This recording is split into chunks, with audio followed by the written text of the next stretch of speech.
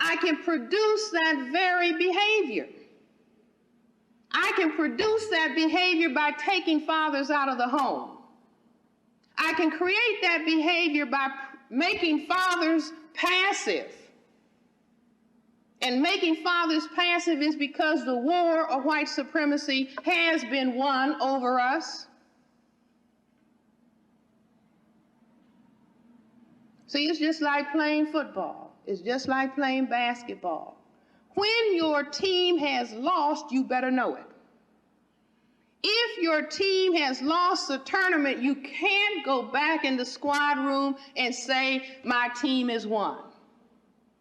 If the team has lost, you've got to go back in the squad room, put all the plays on the blackboard, run the cameras back and forward, bring it to a stop. What play did they make, and what play did we not have the counter play to go with? How much did they understand about offense and defense that we failed to understand when we were trying to structure defense and offense?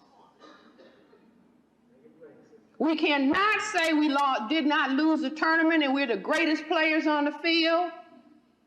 Now, what I can say is that we are God's chosen people. We were chosen to be the first people on the planet. We were chosen to be the first people who established family life. We were chosen to be the first people who established civilization and arts and science and engineering. But in the course of cosmic dynamic, the people who were first were brought low. And God said, I made you first. I made you out of all substance. Out of you have come all of the people on this planet. Now I have brought you down, and the challenge is to see, can you rise up again to your glory? But white supremacy and evil has brought us down. And let us understand that we are down. And it's going to be up to all of us and up to all of these young people to see that the black team is going to rise to its heights again. The black team is not going to be chumped because they don't understand what is going on. It is up to every single one of us. There's an African proverb that says, two African proverbs. The first is, when the fool learns the game, it's over.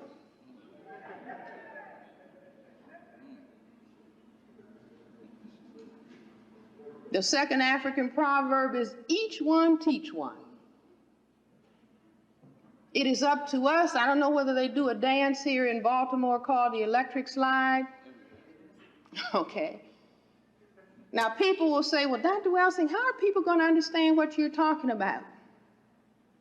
How do people learn how to do the electric slide?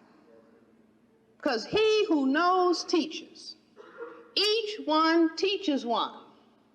So in the same way, we can help each other understand what the war of white supremacy is all about. So no black person on this planet, and certainly in this area of the world, will be ever again saying, what's happening? The only thing we will be saying is, we do know what's going on, and I'll see you in the library.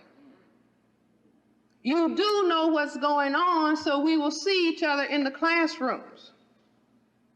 We do know what's going on, so we will be serious. And somebody will say, well, when was the last time you saw any black people dancing? Well, they can dance. They're the best dancers on the planet. But during war, the people have to put the records aside and get down into the business of war and studying war so that there can be justice and peace.